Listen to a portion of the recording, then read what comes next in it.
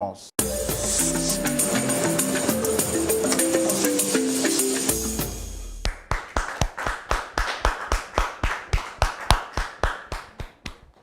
Voilà, bienvenue chez vous, bienvenue à domicile, bienvenue sur le plateau de la vérité. Vous retrouvez Roland Sambo, votre frère, et sans oublier le pasteur Tchoumou, avec qui nous prendrons tout à l'heure beaucoup de plaisir à échanger juste après vous avoir présenté l'histoire du jour.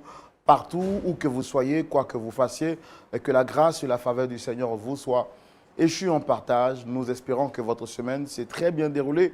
La nôtre a été une semaine remplie de la grâce et de la faveur divine.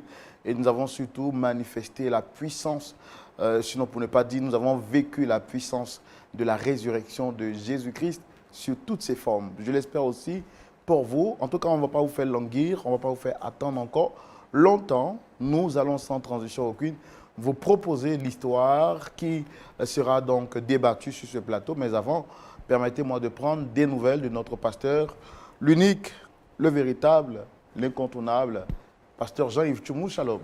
Shalom Roland. Vous êtes unique en votre genre. Il y a beaucoup de Tchoumou, mais il n'y a pas de pasteur Tchoumou. Vous êtes le véritable pasteur Tchoumou. Merci Roland. C'est ça. Ouais, c'est C'est-à-dire ça. si on entend autre Tchoumou quelque part, c'est pas vous. Voilà, c'est ça. Voilà. J'aime trop ce pasteur. Comment vous allez? Oui, Dieu fait grâce. Voilà. Ça va. Et vous aussi. Très très bien, par la grâce de Dieu. Comment vous avez vécu la semaine pascale? Très mouvementé. Oui, en tout cas, la semaine pascale a été chargée depuis le jeudi, vendredi, samedi, dimanche, lundi. Elle n'est pas de repos en tout cas. Et nous avons rencontré des frères.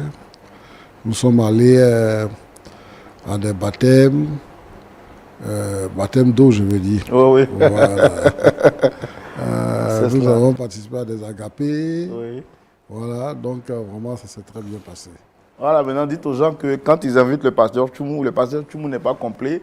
Comme le frère de Roland n'est pas là. Oui. Il faut que je vienne manger aussi un peu. Mais hein. oui, évidemment. Il faut que si Dieu nous donne la vie Oui. et qu'on est encore là, Oui. l'année prochaine, je pense que c'est quelque chose qu'on fera ensemble. C'est cela. Voilà. C'est cela. En tout cas, merci beaucoup, pasteur. Ok. C'est juste dire qu'on aime beaucoup votre compagnie. On prend beaucoup de plaisir à passer du temps avec vous parce qu'on sait que Dieu nous fait énormément de bien. Et puis, il y a aussi ceux qui disent, souvent je rencontre des personnes qui me disent, on appelle souvent le pasteur Tchoumou, on lui envoie des messages. Et souvent, il tarde à nous répondre. Je leur dis que vous recevez en moyenne des centaines de messages par jour et que vous ne pouvez pas vous démultiplier. Donc, porter à la connaissance des frères, vraiment soyez patients quand vous écrivez ou bien vous appelez le pasteur Tchoumou. Il prend le temps à répondre à tout le monde, mais vraiment soyez patients.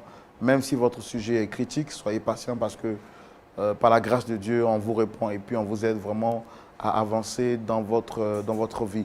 Que Dieu vous bénisse. Pasteur Tchoumou, on va recevoir les invités du jour. Ok. Il s'agit d'un frère, et bien entendu, qui vient partager son histoire avec nous.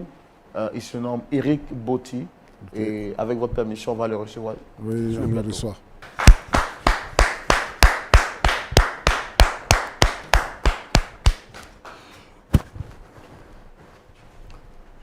Monsieur Eric Botti, shalom. Shalom frère Roland, Vous allez bien? par la grâce de Dieu ça va. Alors, même s'il est vrai que vous me connaissez, je fais quand même les présentations. Roland Ok. Sambo, présentateur de l'émission. Le pasteur Tchoumou est juste à côté de nous. À la suite de votre histoire que vous allez nous expliquer, il prendra assez de plaisir à nous donner des conseils afin de nous aider, pourquoi pas, à retrouver une solution et repartir d'ici avec le sourire aux lèvres. Vous Ok. êtes Eric Botti. Est-ce que vous avez quelque chose d'autre à rajouter pour votre présentation? Quelque chose que je n'ai pas pu dire ou bien que vous trouvez nécessaire à dire? D'accord. Je suis Eric Botti, jeune cadre dans une entreprise de la place. Et il faut dire que j'ai un souci avec des membres de ma famille. J'ai tenté de résoudre le problème par mes moyens. J'ai informé ma famille, la grande famille, pour qu'on puisse trouver les solutions. Mais cela n'a pas porté. Et donc, me promenant sur YouTube, j'ai vu des vidéos, des séquences de vidéos de Point d'accord. Et j'ai vu que des solutions avaient été trouvées pour des problèmes similaires. Et donc, je me suis dit, pourquoi pas venir et trouver une solution à mon problème. Donc, c'est la raison de ma venue sur le plateau. D'accord. Et quelle est la personne que vous souhaitez rencontrer sur le plateau? Mon oncle, Roger Botti. Monsieur Roger Botti. Botti. Pourquoi le faire sur un plateau télé? Est-ce que vous avez tenté, avant de venir ici, de pouvoir échanger avec lui en privé ou bien même trouver des personnes âgées qui pourraient vous aider à trouver une solution à ce problème? Oui, j'ai contacté ma famille maternelle et on a cherché à rencontrer mon oncle, mais il faut dire qu'il n'a pas eu d'assises parce que mon oncle a refusé de me rencontrer. Et donc, j'ai vraiment tenté de régler ce problème-là avec lui, par mes moyens, par aussi mes connaissances et tout. Jamais il n'a accepté de me rencontrer. Donc, je pense que c'était la seule solution que j'avais, de vouloir venir vers vous, vers l'émission, afin de trouver un terrain d'entente. Je me dis que face à l'émission, face aux caméras, il pourra répondre favorablement à l'invitation. Ok, let's go straight to the point. Essayons de trouver donc un point d'accord. Et pour savoir qu'est-ce qui s'est réellement passé, je vous invite à nous rejoindre de l'autre côté dans le grand déballage. Et c'est tout de suite. Alors, monsieur Eric, vous nous dites que depuis un certain moment, vous avez un malentendu. Le torchon brûle entre vous et votre oncle. La situation semble être compliquée. Vous êtes passé par tous les moyens, par tout ce que vous pouviez faire. Malheureusement, vous n'avez pas pu obtenir gain de cause. Alors, quel est le problème, quel est le nœud du problème entre votre oncle et vous? D'accord. Faut dire que je suis orphelin de père et de mère. À l'âge de 2 ans, j'ai été recueilli par mon oncle. Et quand je suis arrivé chez lui, il m'a accueilli comme son fils. J'avais pas vraiment confiance en moi à l'école primaire, mais c'est ce monsieur-là qui m'a boosté, qui m'a dit vas-y, je suis avec toi, tu es mon fils et tout. À l'école primaire, c'est quelqu'un qui venait m'accompagner à l'école et qui s'assurait à ce que je ne manque de rien. Il était toujours là parce qu'il payait mes scolarités, ma nourriture et je venais toujours en quart. Et jamais je n'ai eu un retard de scolarité parce que faut dire qu'il se démerdait, il se mettait à la tâche pour que moi j'ai un avenir meilleur. Après, je suis allé au collège. J'avais du mal à avoir des amis et tout. Donc mon oncle était devenu mon seul ami. Je me suis confié à lui et c'est avec lui qu'on papotait et tout. Et même par rapport à mes exercices de classe, c'est celui-là qui m'aidait à les traiter et il m'aidait à surmonter mes lacunes et tout. Lorsque j'ai eu le BPC, il a même organisé une fête pour moi. Il m'a donné mon premier téléphone. Et c'est vraiment un homme doux qui est aimant en fait. Quelqu'un qui m'a accepté comme son fils. Il faut dire qu'il n'a pas de garçon. Il a 3 filles et sa femme. Et je suis devenu son garçon. Quand j'ai eu le bac à l'université, c'était un autre monde et tout. Quand je sortais pour l'université, c'était quand même difficile, les cours, le monde et tout.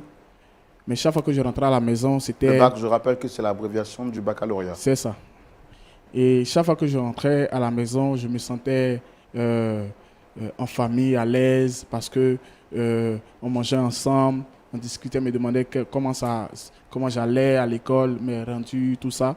Et il m'a même, pour vous dire combien de fois il est aimant, j'ai moi-même ma propre chambre en fait. Et c'est quelqu'un que je ne pourrais décrire parce qu'il est vraiment quelqu'un qui aime. Et donc, il est arrivé un moment où il était occupé, c'est quelqu'un qui voyage beaucoup. Donc, il m'a confié la Malgré tâche. que vous ne soyez pas son C'est fils ça. légitime, Oui, il a vraiment pris soin de vous comme un bon père. c'est ça. Et il voyageait beaucoup et il m'a confié les tâches de la maison. C'est moi qui m'occupais de payer des factures. Au niveau de la maison, quand il y a des soucis, je l'appelais, papa, voilà, j'ai tel souci. Il m'envoyait de l'argent par rapport à mes cousines. Et vraiment, c'est comme ça que notre relation était en fait. Il est arrivé un moment où le voisinage a commencé à raconter des choses sur moi, sur ma personne. Et chaque fois qu'il revenait, c'était ça en fait, le sujet de nos discussions maintenant. Ah, on m'a dit que tu as fait ci, tu as fait ça, est-ce que c'est vrai? Je lui disais toujours que c'était pas ma faute, c'était pas moi et tout. Donc on arrivait à s'entendre à ce sujet-là. Et donc je ne m'attendais pas à ce qui allait arriver en fait, par la suite. Un jour, je vais au boulot. Vous habitiez toujours avec lui? Oui, oui, oui, oui. Il faut dire que quand j'ai commencé à travailler, mon oncle m'a proposé de rester à la maison, le temps d'économiser et de pouvoir aussi construire une maison ou soit entreprendre et tout. Donc, il a fait en sorte que je sois vraiment à l'aise, même quand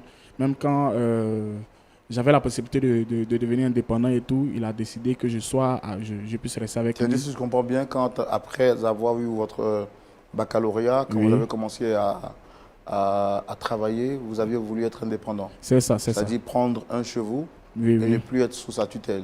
c'est ça. Mais là, il vous a recommandé quand même de rester avec lui, Oui, le oui. temps de vous permettre de vous faire une bonne santé financière. C'est ça, c'est ça.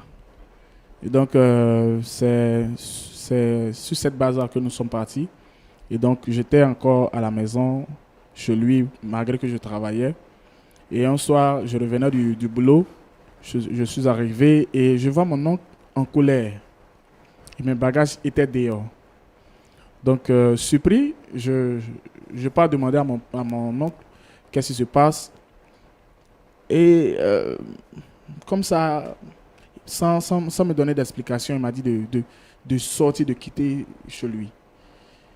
Alors que je ne l'avais jamais vu fâché. Je ne l'avais jamais vu en colère comme ça. Donc, je me suis dit qu'il y avait quelque chose de grave. Quelque chose qui avait déclenché sa colère. Et c'est pas que je ne peux pas quitter sa maison, mais c'est quelqu'un qui m'a tout donné. Actuellement, je vis chez l'un de mes amis, l'un de mes collègues plutôt. Je peux me prendre une maison. Il vous a mis dehors? Oui, il m'a mis dehors. Mes bagages, tout dehors. C'est pas que je ne peux pas me prendre une maison, mais c'est quelqu'un qui a tout fait pour moi. Aujourd'hui, par la grâce de Dieu, je suis financièrement stable et je veux aussi aider mon oncle à sortir de sa situation et tout. Et aussi aider mes cousines, ma tante et tout. Donc je me dis que c'est pas maintenant là où j'ai les moyens de pouvoir m'occuper d'eux que je dois me séparer d'eux en fait. C'est ma famille, c'est la seule famille que j'ai actuellement sur... en tout cas, c'est la seule famille qui m'importe, qui prend soin de moi et tout. Donc je veux aussi me sacrifier de la même manière qu'il s'est sacrifié pour moi. Je veux aussi me sacrifier pour que mon nom puisse être content de moi. Et quelles sont les raisons pour lesquelles il vous a mis dehors? Au début, c'était que je fumais, que je buvais et que je cherchais des filles et tout. Donc c'est ce qui est venu par le voisinage en fait. Que je sortais avec des filles, je buvais, j'étais Donc il devenu vous a mis bandit. dehors sur la base des ragots, de ce qu'on Voilà, disait c'est ça. autour. Des ragots et tout. Donc, Est-ce que ces ragots et ces dits sont vérifiés ou étaient vérifiés? non, non, non, non. Je suis quelqu'un de assez calme, d'assez consciencieux. Donc, c'est pas ma personne. Et c'est pas de moi, en fait, qu'il s'agit. D'accord. Alors aujourd'hui, vous avez souhaité le rencontrer Oui. sur ce plateau. Qu'est-ce que vous voulez lui dire exactement? Déjà, chercher à m'excuser si par inattention j'ai eu à le blesser ou si par mes actes j'ai eu à faire quelque chose qui l'ont mis dans cet état. J'aimerais vraiment m'excuser, lui demander pardon. Je veux juste qu'on redevienne comme une famille en fait. Je veux que mon oncle et moi et mes cousines puissions être une famille, vivre ensemble. C'est la seule motivation qui me pousse à vraiment demander à mon oncle de se déplacer, de venir sur le plateau afin de pouvoir discuter de ces malentendus-là. Donc c'est Donc, vraiment orphelin de m'excuser. père et de mère, C'est ça. votre oncle vous a mis dehors Oui, et aujourd'hui, vous souhaitez vraiment avoir sa clémence pour revenir à la maison. c'est ça. Parce que il ne mérite pas sinon que votre relation ne mérite pas de se terminer de la sorte, car il est celui qui vous a tendu la main C'est ça. alors que vous étiez vraiment dans le besoin. C'est ça. D'accord. Ok, ben nous allons recevoir votre oncle. Vous avez dit, c'est Monsieur Roger. Monsieur Roger. Merci beaucoup de recevoir ici notre très cher Monsieur Roger. Je vous demande de le recevoir sous vos applaudissements, s'il vous plaît.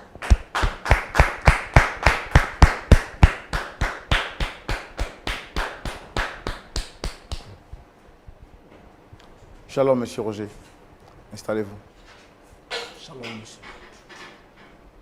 Shalom, monsieur. Installez-vous.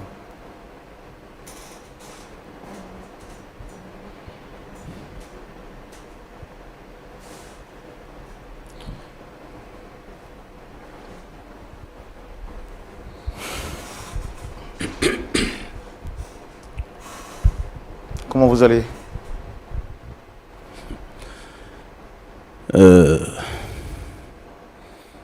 Je vais bien. Merci d'être venu. Je peux le voir, ça n'a pas été facile pour vous d'être là. Et votre étonnement le prouve. Mais merci d'être venu tout de même. Alors, Je vous écoute, monsieur. comme je le fais pour tous ceux qui arrivent ici, je me présente, je suis Roland Sambo. Même s'il est vrai que vous me connaissez déjà, le pasteur Tchoumo est juste en face de nous. Et à ma gauche, vous avez Monsieur Eric Botti. Est-ce que vous le reconnaissez? Excusez-moi, monsieur. Je dis, ce que tu as fait, ça ne suffit pas, quoi. Tu m'amènes ici encore pour m'humilier devant tout le monde. Tu as fait, je n'ai rien dit, c'est resté en famille. Tu m'amènes encore devant les gens pour m'humilier. C'est pas mon neveu, je ne le connais pas, monsieur. Je ne le connais pas. Bon, vous dites que vous ne le connaissez pas. Je n'ai pas envie de mettre en doute ce que vous dites. Mais vous dites qu'il a fait quelque chose en secret, vous l'avez laissé en secret, il vous emmène à la face publique pour vous humilier. J'ai bien peur que cette phrase trahisse vraiment votre pensée. J'ai l'impression que vous le connaissez, mais vous gardez des rapports un peu tristes avec lui. Vous savez, c'est par respect pour vous. Sinon, je serais déjà parti. Cet enfant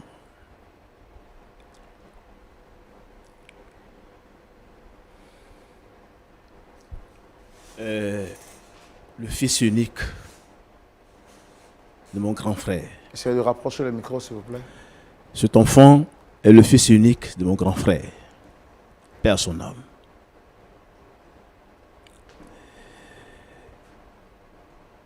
Il est décédé quand il avait 2 ans. Par une courte maladie. Et sa femme, qui n'a pas pu supporter la mort de son mari, quelque temps après, elle aussi elle est décédée. Et j'ai pris cet enfant comme mon fils.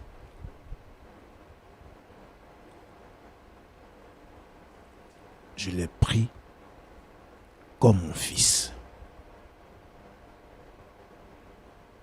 J'ai payé sa scolarité. Il ne manquait de rien. Souvent même j'oubliais mes enfants. CP1.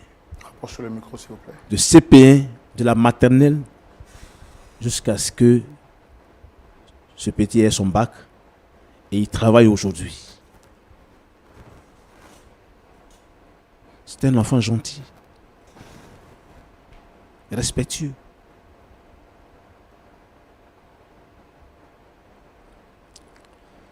Mais souvent, dans le temps, quand je voyage, Je sais que ce n'est pas facile pour vous, peut-être parce que vous n'êtes pas habitué Mais essayez de rapprocher, s'il vous plaît, le micro de la bouche. Et puis, Ok. je comprends vraiment l'émotion avec En laquelle fait, vous parlez. je m'excuse si de temps en temps, le micro c'est loin de moi, c'est pas de ma faute. Vraiment, je m'excuse. Cet enfant, comme je le disais, il est gentil, bien, respectueux. Et souvent même, quand je voyage, je lui laissais... Votre enfant à part lui? Pardon? Vous n'aviez pas d'autres enfants à part lui? J'ai 3 filles. Comme il est le garçon, je lui dis, c'est mon fils aîné. Moi, je ne pensais plus à enfant de mon grand frère, ni tant. Je l'ai pris comme mon fils aîné. Vous comprenez? Même pendant son année scolaire, il était le premier à recevoir les cadeaux pendant les fêtes. Parce que je me dis, s'il réussit, il peut soutenir ses sœurs. Donc, c'est ce que je faisais.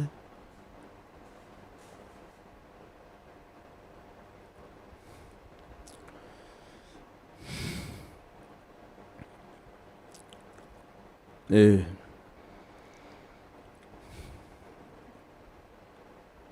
il a grandi. Il a commencé à travailler.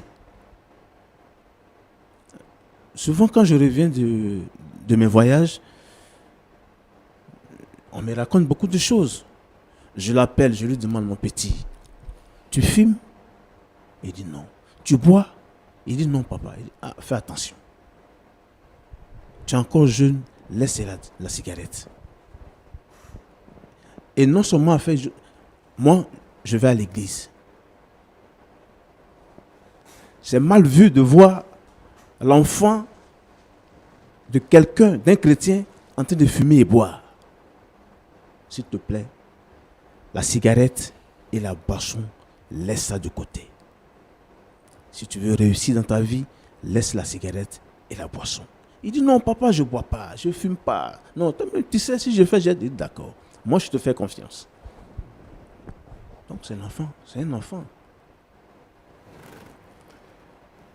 Comme il travaille et il est à la maison, à un moment donné, il voulait prendre sa maison. J'ai dit non, reste à la maison. Le temps d'économiser. Reste à la maison. Tu viens de commencer, ça ne vaut même pas 1 an. Tu veux prendre la maison. Les charges seront trop. Reste un peu à la maison. 2 ans, 3 ans. Au moins, tu as le temps d'économiser. Tu as bien économisé. Quand tu prends ta maison, tu es libre. Tu sais comment faire. Il dit d'accord, j'ai compris, papa. Donc, je me dis, si je ne suis pas là, c'est l'aîné. Donc, je lui confiais toutes les responsabilités. Et je vais en brousse. Moi, j'ai des champs, j'ai des plantations quelque part. Donc, chaque fois, je peux faire 2 ans. Enfin, pas 2 ans, je peux faire 2 semaines, 3 semaines. Puis je reviens. Pendant ce temps, il est à la maison, il s'occupe de tout. Un jour, je reviens de mon voyage.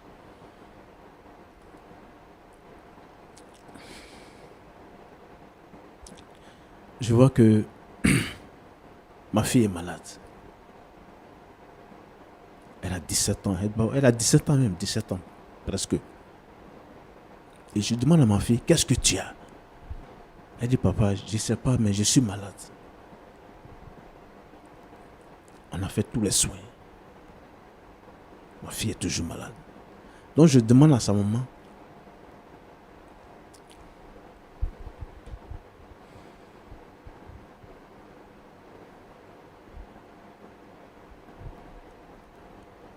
petit, il faut leur dire ce que tu as fait.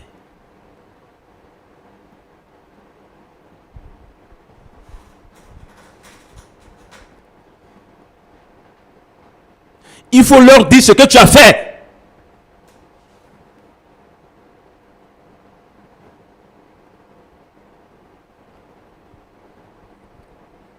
Monsieur Eric, vous nous avez dit qu'il vous avait mis dehors sans raison valable. Alors, il nous dit de dire en réalité ce que vous avez fait.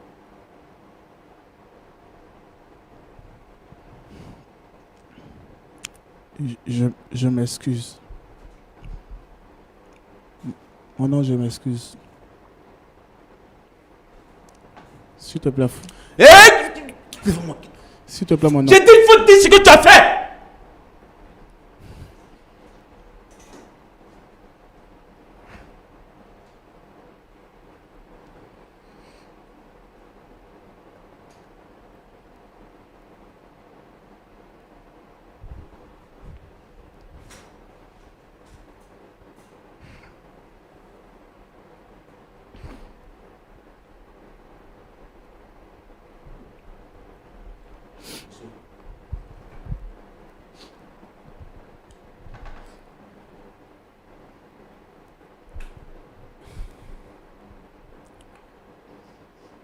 Ma femme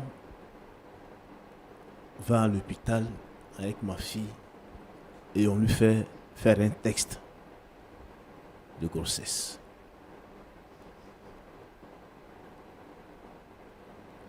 Elle vient, elle dit, ah, ta fille, elle est enceinte. Elle dit, non, tu dis quoi? Ma fille sort pas. Ma fille ne sort pas. Si elle sort, c'est qu'elle allait à l'école ou bien on va à l'église. Ma fille ne sort pas. Qui t'a enceinté?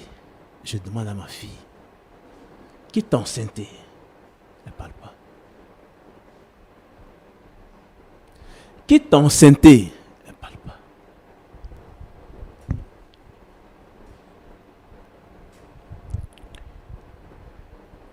Il a fallu que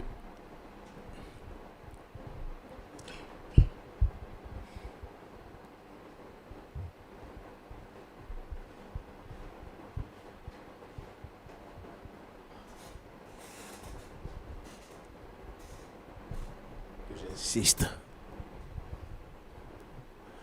pour que ma fille me dise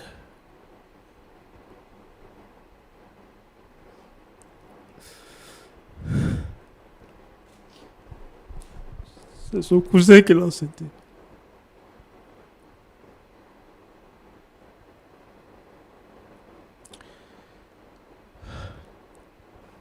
J'étais pas sûr, quoi. Je croyais pas. J'ai dit non, c'est faux ce que tu dis. Comment ton cousin peut t'enceinte? Elle dit papa, c'est pendant tes voyages là que cela s'est passé.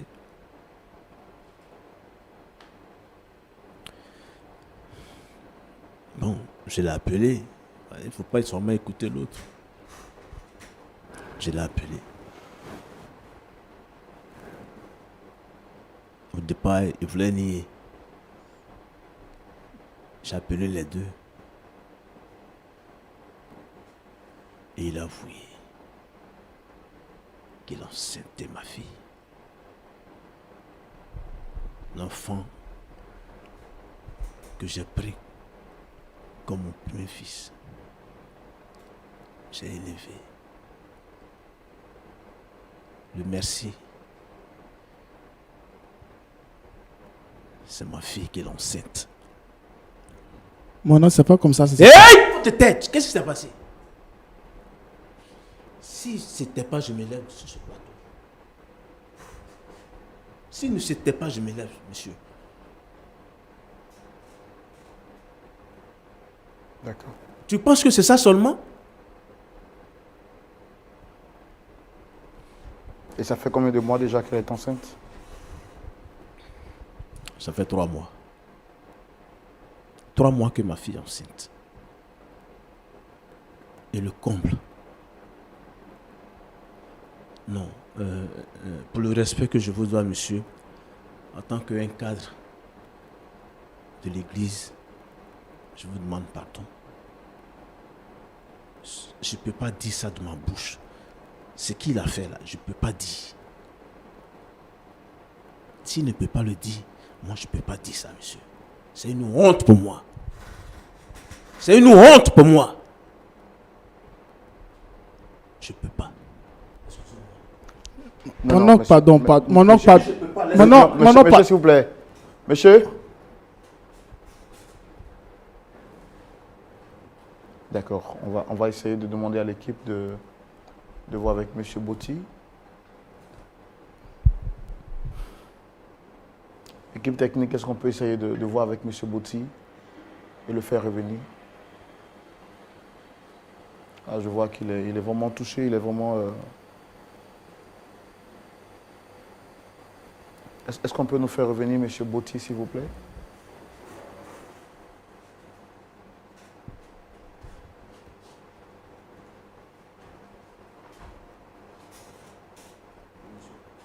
Il est prêt à parler. Il est prêt à parler.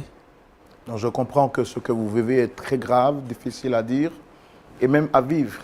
Voir que celui en qui vous avez investi toute votre confiance engrosse votre fille qui est comme sa sœur et le dire encore sur un plateau public, c'est très grave. Mais nous, notre objectif, c'est de vous aider. Parce que là, vous avez vraiment mal. Monsieur, si c'était seulement que ma fille, on peut régler ça en famille. Y aurait-il d'autres choses que nous ne savons pas encore sur ce plateau? Pire que ça. C'est pourquoi je ne voulais pas m'asseoir. Et ça ne doit pas venir de ma bouche. D'accord. Asseyez-vous, je pense qu'il va parler finalement. Monsieur Eric, Oui. vous savez, nous sommes un plateau très sérieux. Quelqu'un m'a dit une chose une fois, il y a 3 personnes à qui vous ne devez jamais mentir dans la vie. La première personne, c'est votre médecin. La deuxième personne, c'est votre avocat. Et la troisième personne, c'est votre pasteur. Parce que si vous mentez à votre médecin, il ne saura pas vous prescrire le remède qu'il faut. Si vous mentez à votre avocat, il ne saura pas comment vous défendre devant les tribunaux. Et si vous mentez à votre pasteur, il ne saura pas comment vous orienter par les conseils spirituels. Vous êtes venu sur ce plateau parce que vous dites que vous voulez qu'on vous aide à trouver un point d'accord, à vous réconcilier avec celui que vous considérez comme votre père et qui en réalité est votre père. Vous nous avez dit que vous avez été victime d'accusations. Et c'est la raison pour laquelle votre oncle, qui est votre père aujourd'hui, vous a mis dehors. Sur ce plateau, on découvre que vous avez engrossé votre cousine, qui est comme votre soeur et qui en réalité l'est. Est-ce que vous reconnaissez d'abord ce premier fait?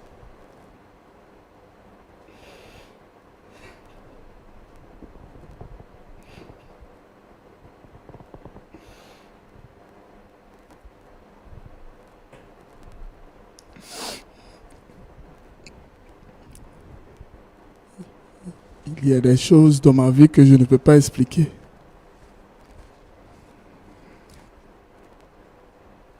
Je ne sais pas si c'est parce que j'ai perdu mes parents que la situation est arrivée.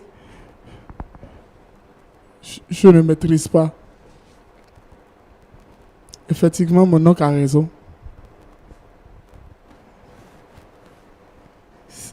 C'était pas dans l'optique de l'ancienneté en fait. Je ne voulais même pas coucher avec elle. Je ne sais même pas comment c'est arrivé. Comment? Je ne sais même pas. Donc vous êtes l'auteur de la grossesse de votre sœur. Oui. Au final, même, je me demandais si c'était réellement le fils de mon grand frère. C'est ce que je me demandais. Est-ce que vraiment est-ce que c'est mon neveu?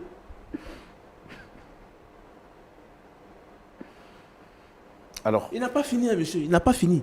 Il n'a pas fini. Il n'a pas fini. qu'est-ce que vous nous cachez d'autre? Nous, on est prêts à vous aider. On est prêts à vous aider. C'est pourquoi on est là. Nous, on n'est pas là pour vous juger. Ici, ce n'est pas un tribunal. D'accord? Ici, c'est un plateau spirituel qui, par la grâce de Dieu, aide à trouver des solutions.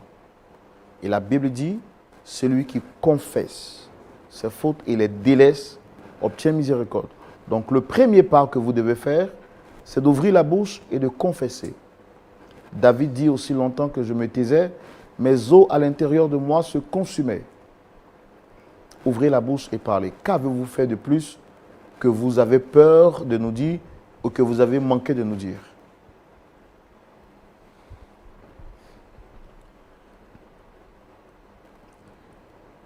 faut dire que par la suite des choses,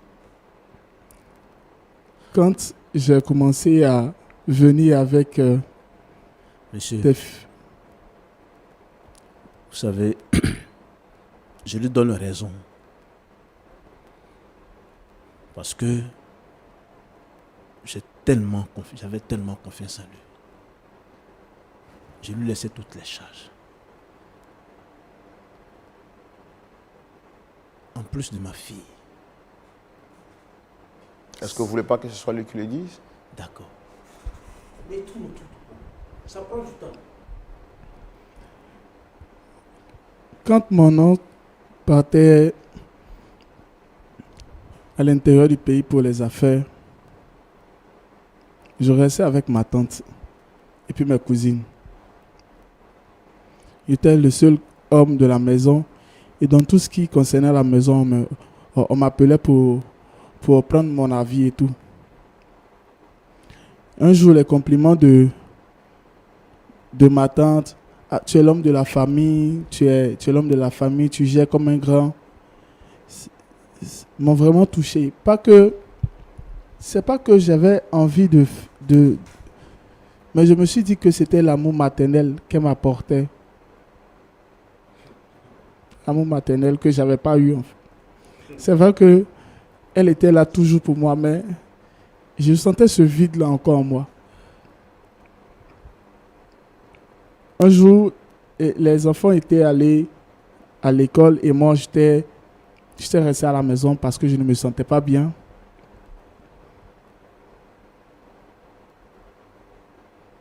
La femme de mon oncle est venue avec des médicaments pour que je puisse les prendre.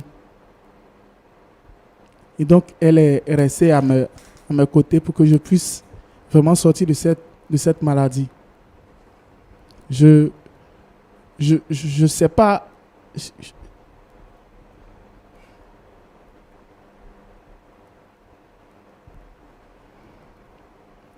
Je ne sais pas comment c'est arrivé, mais encore là,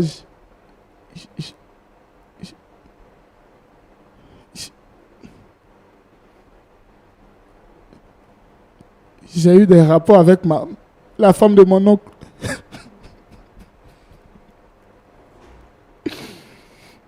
Et par la suite, elle est tombée enceinte.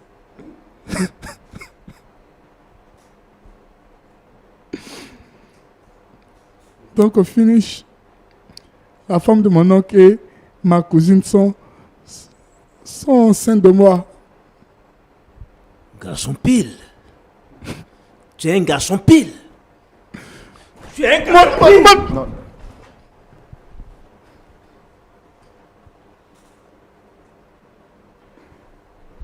Mon oncle, s'il te plaît. Hey!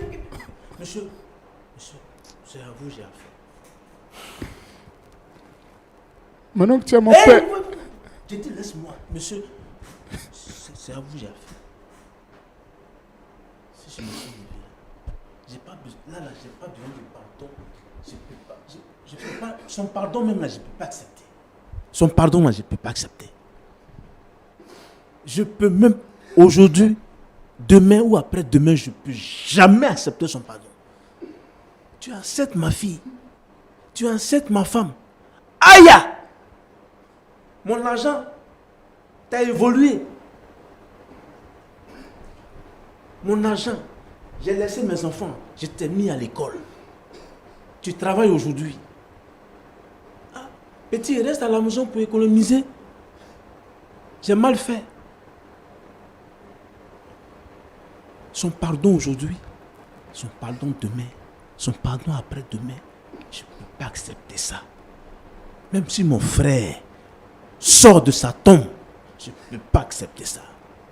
Je vous dis aujourd'hui, hein. Donc, la comédie qu'il est en train de jouer là, ça c'est pas pour moi. Si je peux partir. J'attends votre... Et votre femme et votre fille, où est-ce qu'ils vivent aujourd'hui? Bon, ma fille, c'est ma fille. Je ne sais pas où ma femme, elle aussi, je ne sais pas où elle est. C'est parce que je ne suis pas garçon que elle a accepté de coucher avec lui. Donc, les deux n'ont qu'à se marier.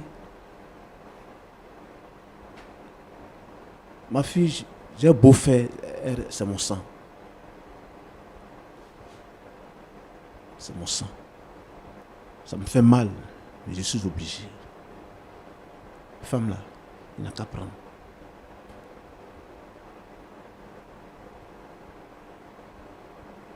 C'est fini. Mais son pardon, je ne peux pas accepter.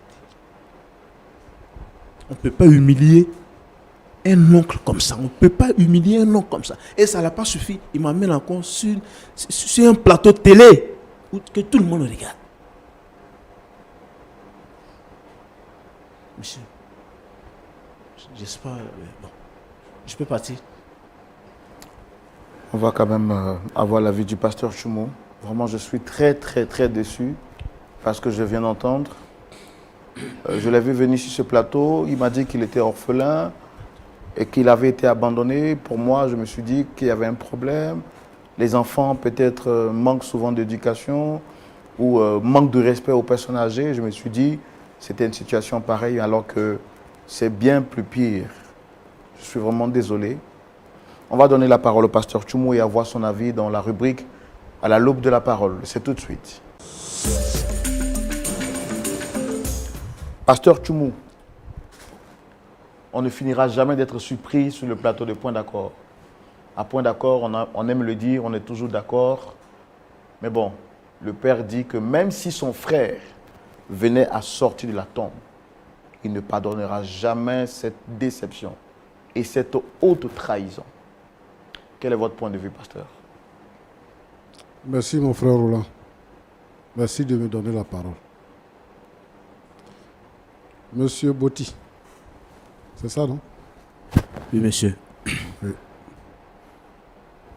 Que Dieu te bénisse. Amen. Merci pour le respect. Merci d'avoir accepté de venir sur notre plateau. En fait, ce que nous apprenons aujourd'hui, là, nous sommes surpris et nous n'avons pas de mots. Je sais que c'est une situation qui est difficile à gérer. Donc, est-ce que tu peux me donner l'occasion de venir chez toi avec Roland, nous montrer chez toi pour venir là-bas, pour qu'on puisse en parler. Parce que tu dis que il a fait ça à ta fille, il a fait ça à ta femme, et maintenant, pour dire qu'il est garçon là, il vient sur un plateau télé pour que tout le monde sache. C'est-à-dire 3 humiliations que ton neveu t'inflige. Moi, je sais que, avec ce que tu dis là, quand tu dis que même si mon frère sortait de la tombe pour venir parler avec moi, je ne vais pas lui pardonner. Je comprends, moi, je comprends ça aisément. Je comprends ça. Bon, mais dis-moi, tu vas à l'église, hein? Oui. D'accord. Tu es évangélique, tu es protestant, tu es catholique. Évangélique. D'accord. Mais moi, ce que je veux te demander, c'est que vraiment, comme on dit chez nous, dans notre jargon, il faut attraper ton cœur. Tu es un homme et on ne sait pas vraiment ce que Dieu veut. C'est une épreuve qui est vraiment difficile. Et pour quelqu'un qui est un homme également comme toi, c'est difficile de trouver les mots. Mais moi, ce que je voudrais, c'est que vraiment pour aller un peu en profondeur par rapport à cette histoire, il faut autoriser que Roland et moi, on vienne chez toi à la maison pour parler avec toi. En dehors du plateau et en dehors de ton neveu, pour qu'on puisse parler, dire des choses Je pense. Est-ce que c'est possible?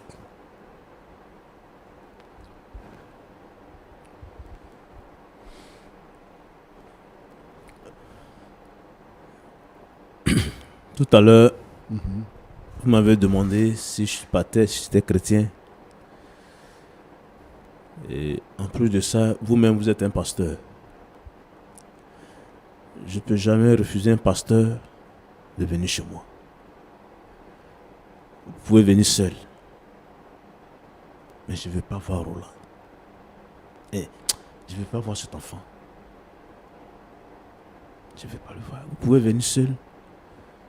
Vous êtes un homme de Dieu. Je vous reçois chez moi. Vous pouvez venir. Il n'y a pas de souci. Ok.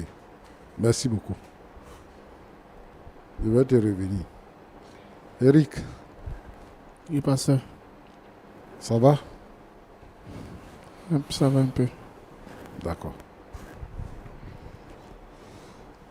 Bon, en fait, quel est le but que tu veux atteindre? Et puis tu es venu nous voir pour venir sur le plateau. C'est quoi tu veux atteindre comme but?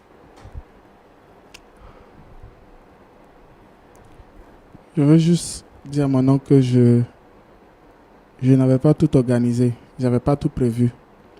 C'est pas quelque chose que j'avais prévu faire à mon oncle ou que j'allais faire à ma cousine. Moi, je me demande, c'est quelle excitation que tu as eue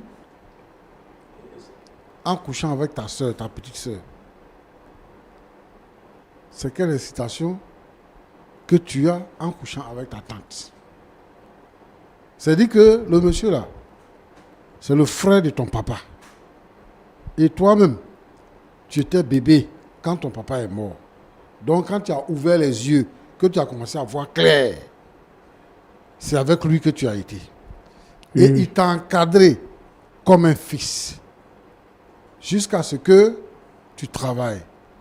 Et pour que tu sois encore un homme, il a dit reste, fais des économies avant d'aller chez toi. C'est ce qu'il a dit. Tu dis que tu n'avais pas prévu ça. Tu n'as pas prévu. Pour aller avec une femme, il faut se déshabiller. Et puis bon, vraiment, je ne suis pas sûr que pour commettre un tel acte, on doit se réveiller et puis on fait. Ce sont des choses qu'on médite. On fait des plans. Et tout ça, avant de passer à l'acte.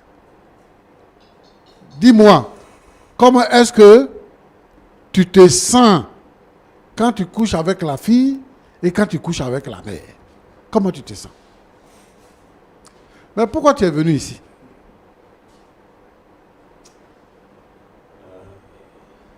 Pourquoi tu es venu ici? Enfin, je voulais retrouver ma famille. Tu veux retrouver la famille?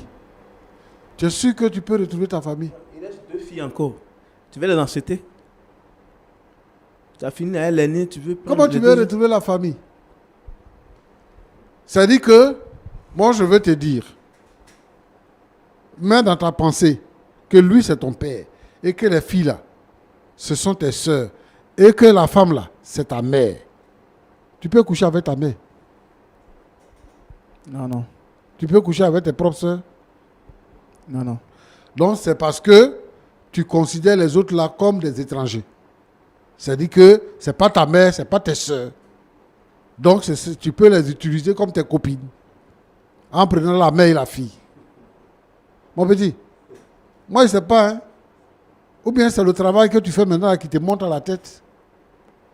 Tu as eu travail. Mais si ton oncle ne s'était pas occupé de toi, Roland, Pasteur. c'est pour ça souvent, Oui. il y a des réactions qu'on ne comprend pas. Si son oncle ne s'était pas occupé de lui, On allait dire on il est va méchant. dire il ne s'est pas occupé de l'enfant de son frère. Il est méchant. Il est méchant. Voilà, lui encore, il s'occupe de l'enfant de son frère, comme son propre enfant. Il fait même de lui son héritier. Et pour récompenser son oncle, c'est sa femme et sa fille qui l'engrossent. C'est grave. Et il vient nous voir pour ça. Ben, je vais dire aux neveux qui sont dans nos maisons de faire vraiment très attention. De faire très attention. Ton oncle, il t'a donné une chambre, pour te respecter. Pour te respecter. Il t'a donné une chambre pour toi seul. Il s'occupe de toi. Même étant à l'université, il s'est occupé de toi. Si c'était quelqu'un, il allait dire, bon, maintenant tu es devenu grand, il faut partir. Vraiment, je ne sais pas où va le monde aujourd'hui. Voilà. Pasteur, Je ne sais pas où va le monde. très grave.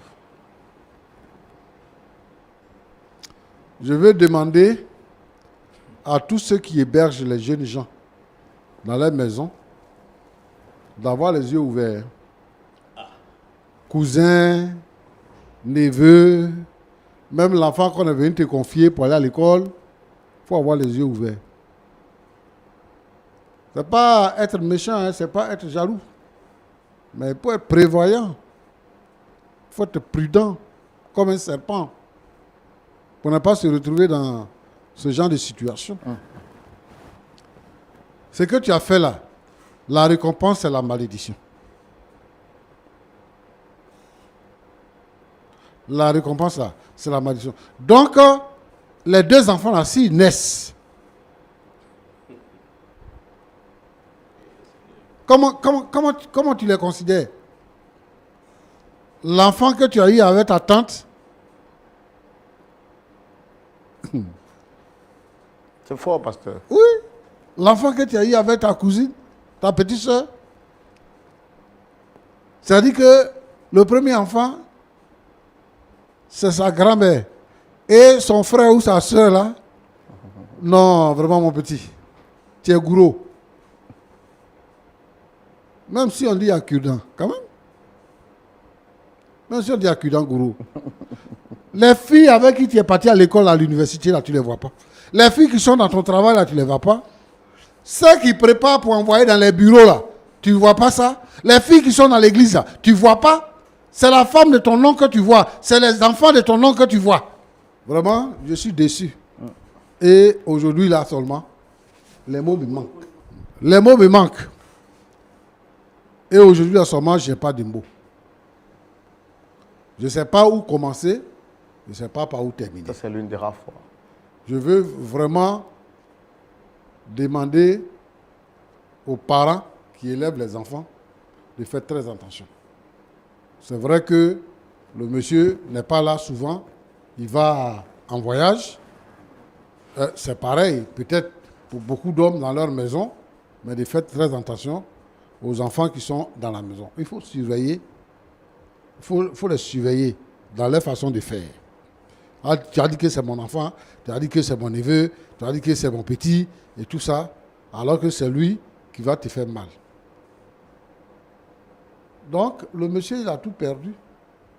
Il dit, il ne sait pas où est sa femme. Elle est partie. Une femme avec qui il a vécu depuis toujours, à qui il a eu confiance. Aujourd'hui, sa vie est gâtée. Quand tu vis avec une femme, et puis après la femme s'en va, ta vie ne peut plus être normale. Et comment lui, il va regarder ses enfants-là, l'enfant de sa femme-là, s'ils arrivent à se réconcilier, ou bien même l'enfant de sa fille-là, il dit qu'il ne peut pas rejeter sa fille. Elle va accoucher, et l'enfant va commencer à grandir dans la maison. Comment lui, il regarde l'enfant? Vraiment, voilà. Pasteur. Je pense que c'est une affaire qu'on doit régler hors antenne. Si moi j'étais au courant que ça allait prendre cette tournure-là, j'allais t'encourager à ne pas les recevoir. Mais dans tous les cas... Parce qu'il a usé de malice, en fait. De malice. Il nous a dit voilà. qu'en tant qu'orphelin, voilà. son oncle l'a rejeté. Et donc, n'ayant où parti, voilà. Nous, on se dit que c'est normal de le recevoir Ouais. et de le réconcilier avec son oncle. D'accord. Mais c'est seulement sur ce plateau qu'on apprend qu'il a engrossé à la fois sa tante, qui est sa mère, et sa cousine, qui est sa sœur.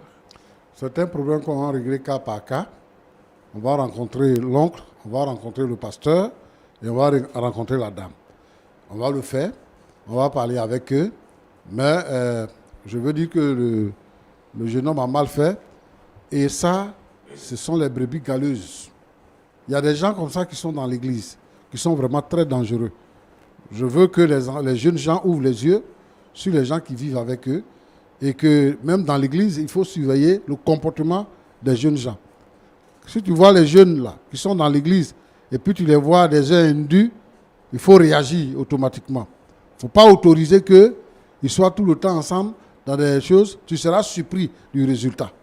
Donc pour que nous puissions avoir une église sainte, une véritable église, que nous ne soyons pas dans la confusion, il faudrait que nous soyons vigilants, que les hommes de Dieu soient vigilants, que les pères de famille soient vigilants et tout ça. Et puis si tu élèves un enfant, s'il commence à grandir, s'il est devenu homme là, il faut lui donner sa liberté pour que tu sois tranquille. Parce que il va te créer un problème et à cet âge-là, on tombe malade. Tu vas faire un AVC et puis tu vas mourir. Il faut éviter toutes ces choses-là. Que Dieu vous bénisse. Merci beaucoup, pasteur. Merci beaucoup. Généralement, je donne la parole aux personnes sur le plateau. Vous l'avez dit, c'est un problème qui doit être réglé en privé. Monsieur Botti, avant de partir, quel serait votre mot de fin? Je dis merci au pasteur pour son message. À vous aussi, merci. Vous voyez, c'est difficile. Comme il a dit, je vais essayer de réfléchir. Sinon, franchement, je ne suis pas prêt. Et comme c'est un homme de Dieu, je ne sais pas comment il va procéder, mais peut-être qu'avec le temps, mais sinon, présentement, je ne suis pas prêt. Je vous dis merci de m'avoir reçu sur ce plateau. D'accord. Et merci au pasteur. Monsieur Eric, à vous aussi, merci d'être venu. Prochainement, quand vous venez sur le plateau, prenez la peine de nous expliquer les choses telles qu'elles sont. Parce que nous vous croyons sur parole. N'usez pas de malice et utilisez un double visage pour venir nous exposer des cas et nous induire en erreur. Si vous nous aviez dit en privé qu'effectivement, c'est la raison pour laquelle vous voulez venir sur le plateau, on aurait pu gérer ça en secret. Mais vous usez de malice et là vous êtes doublement exposé sur le plateau. Je pense que votre démarche n'est pas bonne. Et je doute fort de votre pardon. Je parle rarement comme cela, mais vous n'avez pas été franc. Ce n'est pas pour autant qu'on va vous blâmer. Mais prochainement, essayez d'être un peu plus véridique. Pasteur Tchoumou, est-ce qu'on peut prier quand même pour cette famille? Nous savons que la prière est un puissant moyen qui change les choses. Il y a peut-être également des familles qui vivent des situations pareilles. Est-ce qu'on peut recommander tout cela entre les mains de Dieu?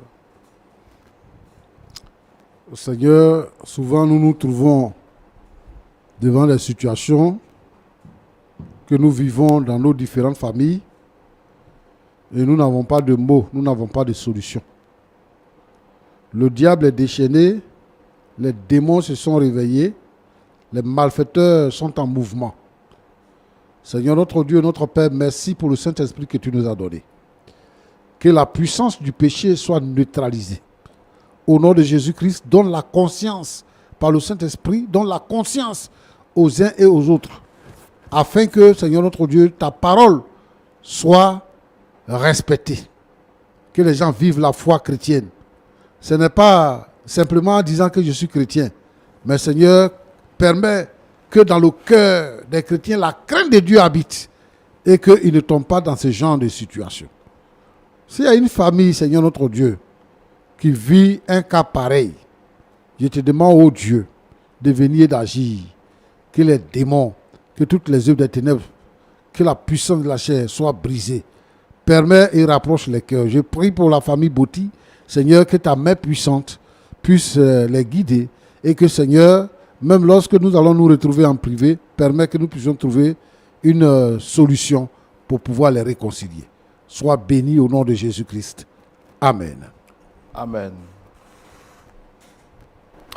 Merci, très chers amis, fidèles téléspectateurs de Lumière du Monde Télévision, d'être restés fidèles jusqu'à cette heure pour suivre cette émission. Pasteur Tchoumou l'a dit, nous continuerons le travail en privé pour essayer de voir dans quelle mesure nous pouvons aider M. Botti et sa famille, détruite par le pouvoir du malin, à être réconciliés. Le diable vient pour voler, détruire, égorger.